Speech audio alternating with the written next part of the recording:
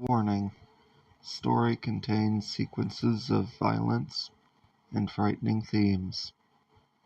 Viewer discretion is advised.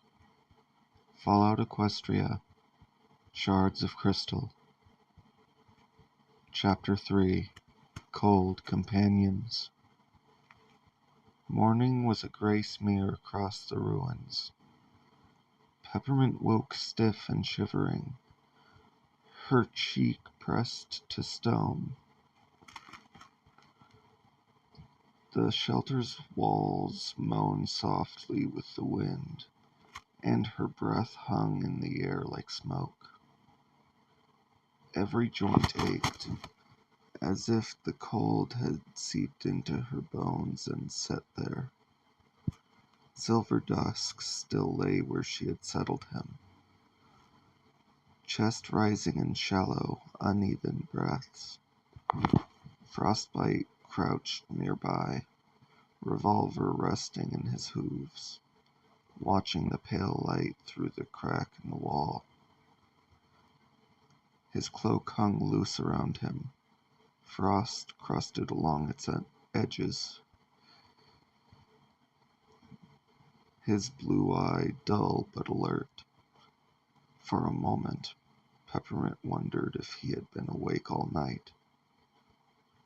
He looked like a statue carved from ice and old scars. "You're up," he muttered, without looking at her. She rubbed gritty sleep from her eyes and groaned softly. "I didn't mean to sleep that long." "You needed it," Frostbite said flatly.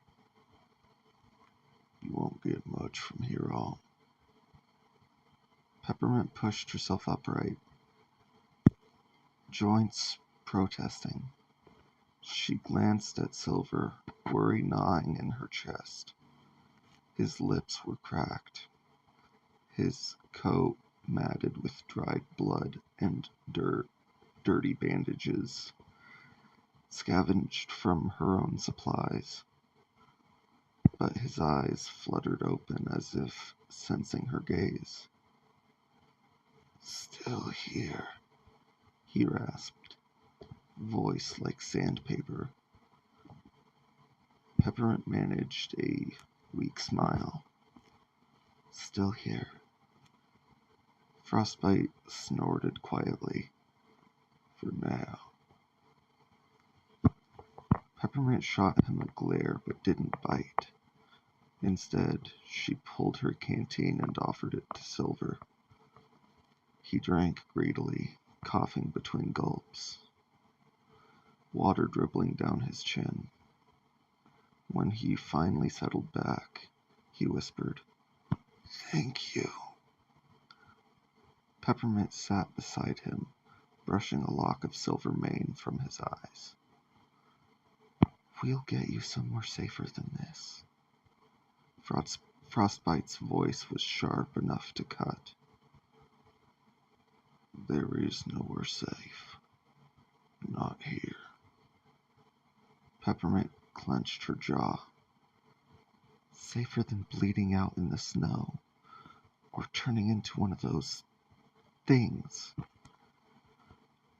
Silver's weak laugh turned into another cough. "She's got you there." Frostbite ignored him. He stood, tucking the revolver back into his cloak with practiced ease. "We move. Now. Storm's lifting, and so will the scavenger's nerve. They'll be looking for payback." Peppermint hesitated. "He can't walk far." "Then he doesn't walk," Frostbite snapped. "But we don't sit here and wait for the Empire to notice us." Peppermint looked down at Silver. His eyes met hers, tired, desperate, pleading, but still painfully alive. She nodded faintly, then bent to haul his weight onto her shoulder. His body pressed heavily against her, hooves dragging, breath hot and uneven against her neck. His muscles screamed in protest, but she still held steady, his hoof across her back. Frostbite shook his head, muttering something low under his breath, but he turned and bucked through the wooden door, leading back into the gray. The city was quieter in daylight. The clouds still smothered the sky, but the snow had thinned enough for Peppermint to see across the streets. Ruined towers jutted like jagged teeth, casting long shadows across the white. Wind whispered through the shattered windows, carrying a faint, ever-present hum she could no longer pretend was just in her head. Her breath came hard with each step, Silver dragging her down. Every corner felt like a death trap, every roof a perch for unseen eyes. Her pit-buck clicked occasionally, little nervous taps against the silence. Frostbite moved ahead, silent as a ghost.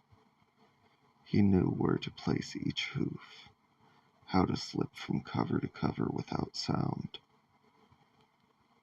He flowed around debris like water, never lingering in open space. Peppermint tried to follow his lead, but every stumble drew his scowl when he glanced back. The silence pressed too heavy. Finally, she whispered, "How far are we going?" "As far from your mess as possible," Frostbite growled without turning. Her cheeks burned, but before she could snap back, Silver shifted weakly against her shoulder. "Don't blame her," he rasped. "She pulled me out of a grave." Frostbite stopped dead. He turned, his good eye burning cold. "She dragged you out of one grave," he hissed, "and dug 3 more in the process. If you had any sense, you'd curse her name instead of wasting breath thanking her." Silver blinked, confusion and fear flickering across his face. "Why? Because mercy kills in this world." Frostbite snapped. "I've seen it, felt it. Ponies who stop to help and end up as bones under the snow, or crystal on the walls." Peppermint's stomach nodded. "Shut up." The words left before she could stop them. Frostbite's head tilted slowly. His scarred face twisted into something unreadable, eye narrowing to a sliver. "What did you just say?" Peppermint's legs trembled under Silver's weight, but she forced herself to stand straighter.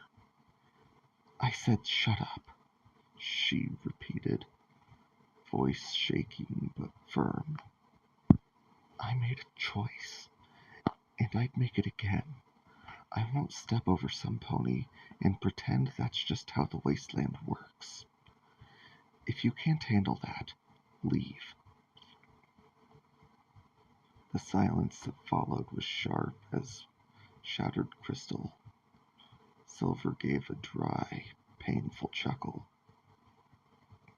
"Guess I picked the right mare to stumble across." Frostbite's jaw worked silently. For a moment, Peppermint thought he might actually turn and walk away, vanishing into the snow like he'd never been there. But then he exhaled, a harsh, frustrated sound, and turned sharply instead, cloak snapping in the wind. "Fine," he growled, "but when he slows us down, when he gets you killed, I won't bury the bodies." He strode ahead, hooves crunching through frost. Peppermint let out a shaky breath, her heart still pounding against her ribs. She adjusted Silver's weight against her shoulder and followed. The space between them felt heavier now, clogged with anger and unspoken ghosts. But under the exhaustion and fear, Peppermint felt something stubborn burning inside her.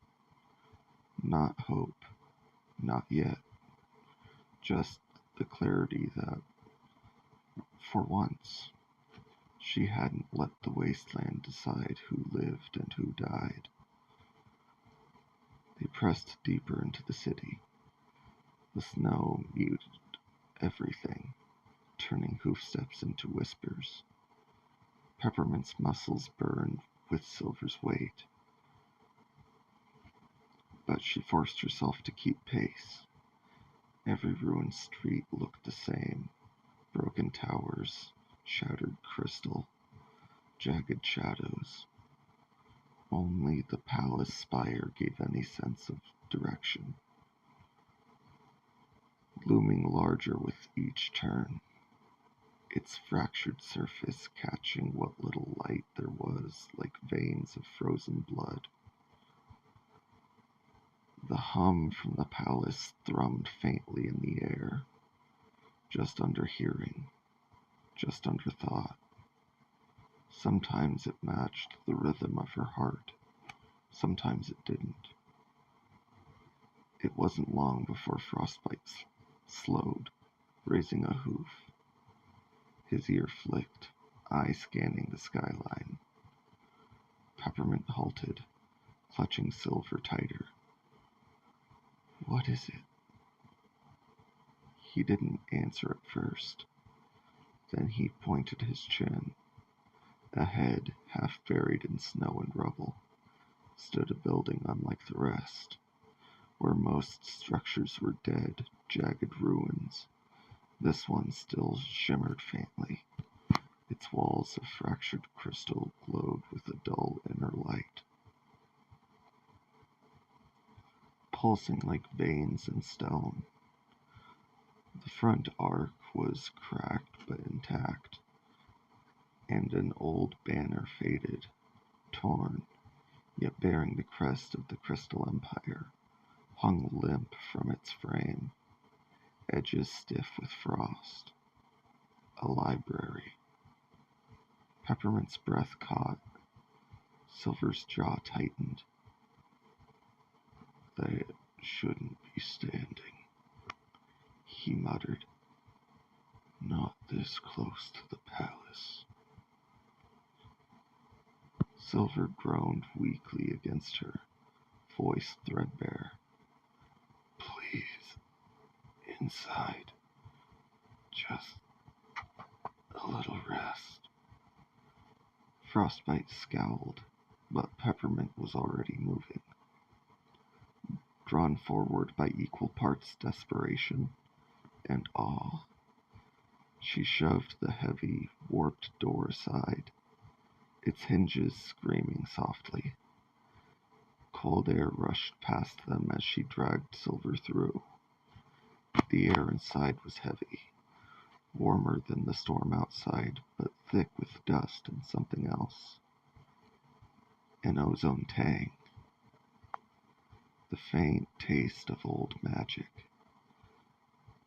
Not a flake of snow touched the floor. The shelves still stood tall, though many were cracked or broken. Crystal chandeliers hung, shattered from the ceiling, their broken gems casting faint motes of light like trapped stars. And faintly, beneath it all, the hum. Peppermint stiffened. It pulsed in her chest, slow and steady, like a heartbeat echoing through the walls. Each step sent a shiver down her spine. Silver sagged against her, groaning. She lowered him carefully to the ground beside a half-toppled reading table, pulling a jacket tight around him. His breathing was ragged, but less shallow now that he was off her shoulder. Frostbite prowled the entrance, revolver ready, gaze never staying in one place for long. His voice was low, taut.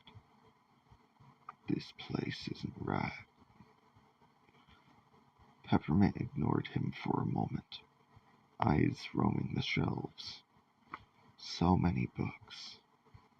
Most were charred, waterlogged, or fused to the crystal, but some still stood untouched, their spines intact. She reached out without thinking, brushing a spine with her hoof. The hum grew stronger.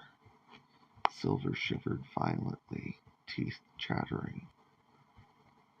Feels wrong. Like something's watching us.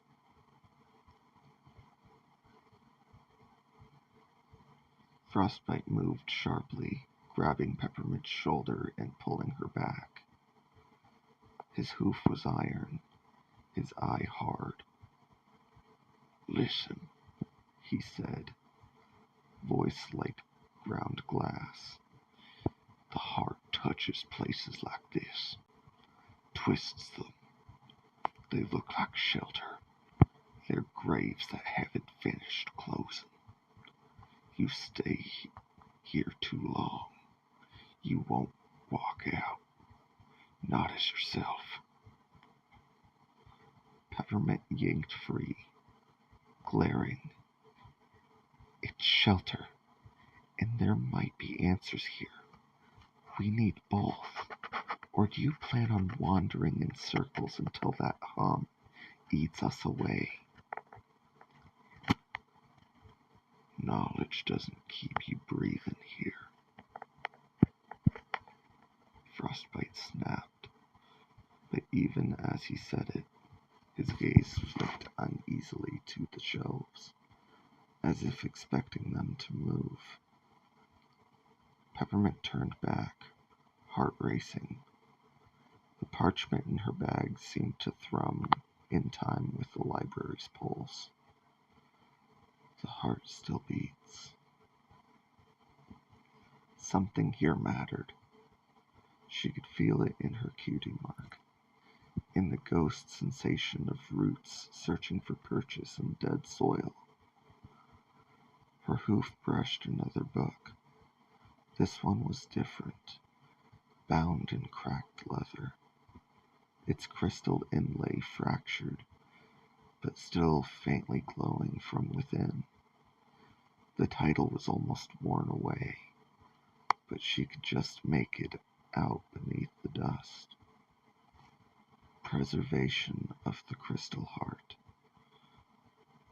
Her breath hitched.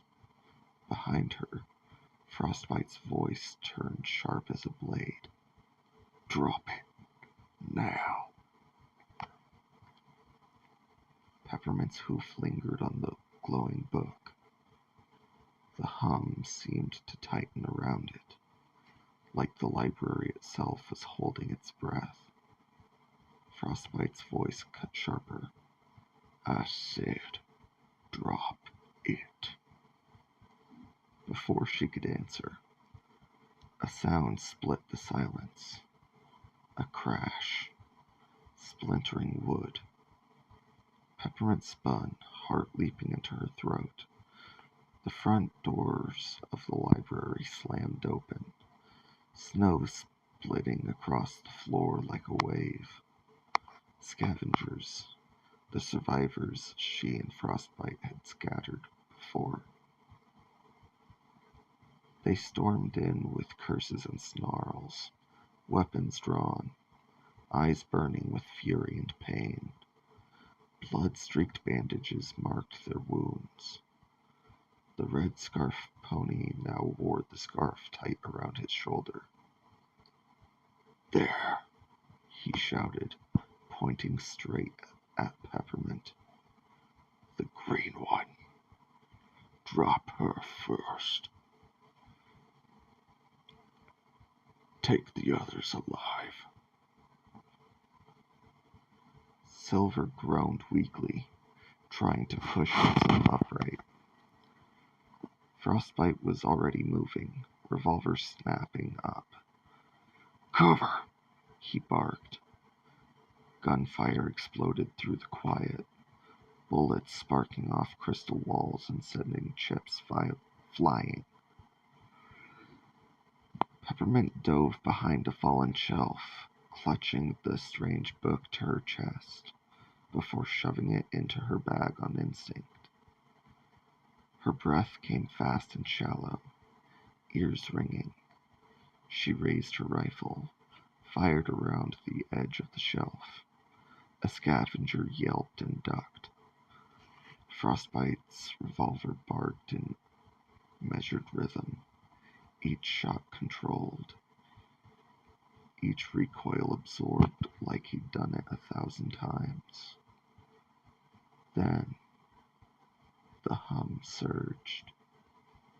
It rattled the floor beneath them, shaking the shelves. Books tumbled like rain. Shattered chandeliers flickered like sudden, ghostly light. Veins of pale blue flaring across the crystal walls. The scavengers froze, eyes wide, weapons half raised. "What the?" one whispered. The walls pulsed from the fractured crystal lining of the shelves and pillars. Shapes began to stir. Figures coalesced, half-formed ponies of cracked glass and glowing light, their bodies riddled with fractures, faces warped but horribly familiar. Echoes, not the distant specters drifting outside, but things anchored to this place, bound to it. Their jaws split wide in silent screams as they drifted free from the shelves and walls. The nearest scavenger panicked and fired. The bullet shattered against an echo's chest, splintering into a spray of crystal that hissed through the air. The creature didn't flinch. It moved. It lunged, passing through the pony. His scream cut off as his body crystallized mid-breath, flesh turning translucent, eyes glowing white. For a heartbeat, he stood there, a frozen statue of panic. And then he shattered, collapsing into a pile of glittering shards and ash. Peppermint's blood ran cold. "Run!" he roared. He grabbed Silver's leg, hauling him up over his shoulder with one hoof, despite the stallion's weight. "Peppermint, move!" Peppermint clutching her bag tight where the book weighed heavy. She ducked as a Shelf exploded beside her, shards slicing through her coat and stinging her skin. The air throbbed with the library's pulse, each beat louder, faster, pounding in her skull. The scavengers broke, fleeing in terror, screaming as echoes drifted through them. Each contact left more crystallized statues, more shattered piles littering the floor. Peppermint stumbled after Frostbite, throwing Silver's other foreleg over her shoulder. When he sagged, her rifle clattered uselessly against her side. Every step felt like wading through thick, humming water. They burst through a side passage, down a narrow hall of cracked crystal that glowed faintly with the same sick light. The hum chased them, pressing in like a living heartbeat that wanted them closer, not farther. Faster! Frostbite snarled, half dragging, half pushing both of them. They slammed through a broken archway, out into the storm again. Snow bit at their faces, the cold like a slap. The pulsing glow faded behind them, faded by walls and distance. The hum didn't vanish, but it lessened, dropping from a roar to that same low, insistent throb beneath the city. Peppermint collapsed to her knees, gasping, snow burning her lungs as she sucked it in. Silver fell beside her, coughing violently, each cough a wet rattle. Frostbite spun on her, fury barely contained. His revolver was still in his hoof. His scarred face twisted into something between rage and terror. What did you touch? He demanded. Peppermint's heart pounded like it was trying to match the distant beat of the palace. She clutched her bag protectively, feeling the faint warmth of the book seeping through the flap. I found something, she stammered. A book. It had the heart's name on it. I thought. His eyes narrowed, expression hard as stone. You don't find things like that, he growled. They find you, and they never come free.